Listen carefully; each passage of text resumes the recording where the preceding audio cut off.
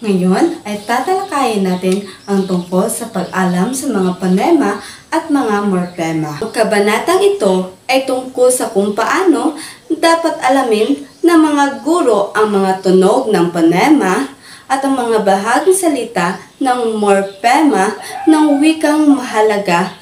Ito lalo na sa mga guro ng Pilipino na nagtuturo sa mga bata na hindi Tagalog ang unang wika. Para sa maging mahusay na guro sa pagtuturo, kailangan niya malaman ang mga katangian ng wikang Pilipino at ang lokal na wika ng mga bata. So, kung ang mga bata ay may matutunan sa kanilang unang wika, nakakatulong ito sa mga kanilang pag-aaral ng pangalawang wika. Tulad ng Pilipino, kaya mahalaga ang maghambing guro ng dalawang wika upang malaman kung ano ang dapat niyang bigyang pansin sa kanyang mga aralin. Ngayon naman, ang wika ay nahati sa tatlong bahagi ng tunog. Una is ang tunog ng ponolohiya, pangalawa isang bahagi ng salita ng morpolohiya, at ang pangatlo naman is ang bahagi ng struktura ng pangungusap ng syntactic. So, dapat malaman ng guro ang mga pagkakatulad at pagkakaiba ng mga Pilipino at ang lokal na wika sa bawat bahagi. Kung pareho ang dalawang wika, madali para sa mga bata ang pag-aaral, pero kung makaiba, maaaring makaharap ng mga hamon ang guro sa mga pagtuturo. Bago magawa ng pagsusuri sa wika, kailangan muna niya na tingnan ng guro ang wika ng mga tao sa pook. Dapat niya alamin ng mga tunog ng ponema ng wika kung paano itong naging bahagi ng salitang morpema. At kung paano ang mga bahagi ng salitang ito ang pinagsama-sama upang makabuo ng mga pangungusap. Ngayon, sa pagsusuri ng wika, una, tinitignan ang mga tunog. Pagkatapos, saka pupunta sa mga bahagi ng salita. Pagkatapos naman ng mga ito, tinitignan ang mga struktura ng pangungusap.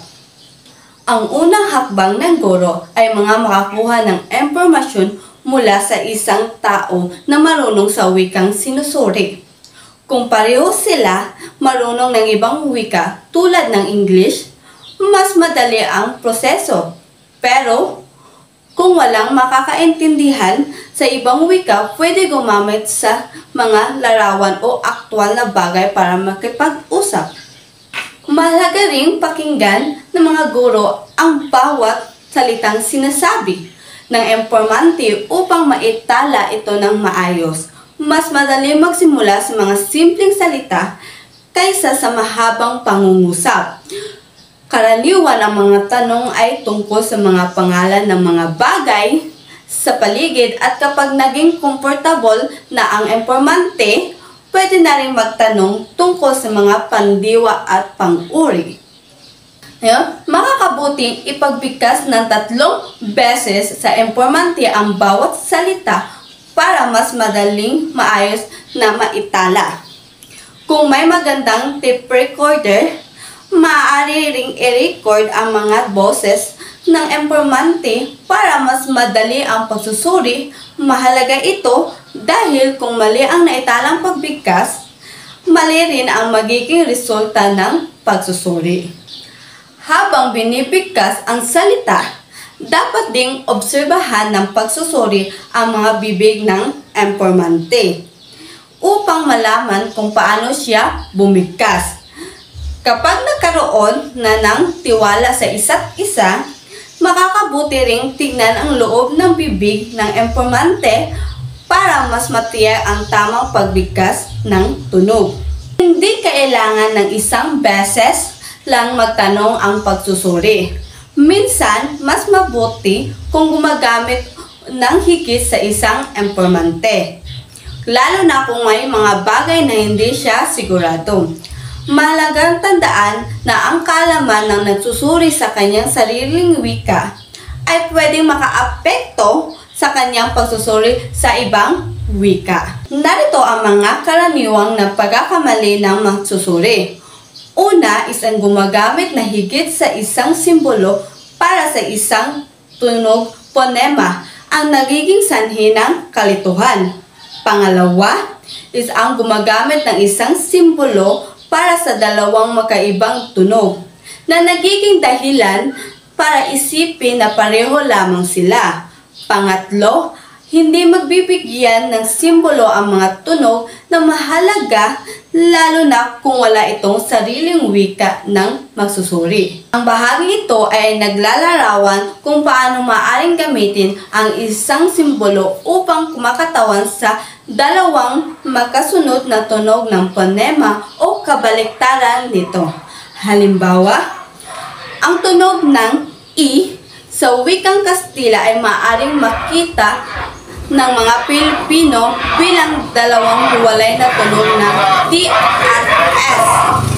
Dahil walang silang ganitong tunog, sa kabaliktaran naman, ang isang Kastila na nag-aaral ng wikang Pilipino ay maaaring itinuturing na iisang tunog lamang ng T at S sa mga salitang etsura at kotse. Ito yung mga halimbawa ng mga tunog ng Kastila na hindi nila masasalita ang tunog ng T at S. Binibigyan nila ito ng isang bigkasan lamang. Dalawa hakbang ng pagsusuri, hindi na kailangan ng impormante dito. Ang nagsusuri ay ang implementaryo ng mga tunog batay sa mga naitalang salita mula sa informante. Kung may mga tunog na hindi siya sigurado, pwede niya itong pakinggan ulit gamit ang tape recorder. Maging maingat sa pagpapangkat ng mga tunog. Halimbawa, ang tunog ng M at K ay dapat paghiwalayin dahil makaiba sila ng ponema. Habang ang K at KH ay maaaring ituring na makapareho lamang. Ngayon, nababanggit din ng mga ponema ay may mga katangian. Una, isang grupo na makakahawig na tunog. Pangalawa, may makakatulad sa paraan at punto ng artikulasyon at pangatlo is ang may kanya-kanyang sistema ng distribusyon bago inuturing ng alapuno ang mga tunog.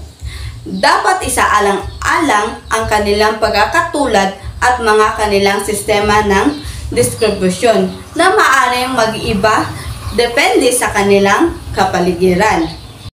Sa pagsusuri ng iba't ibang wika sa Pilipinas, magpapatunayan na may mga tunog na maaaring itinuring ng mga makapareho kahit na walang pagkakatulad sa kanilang tunog.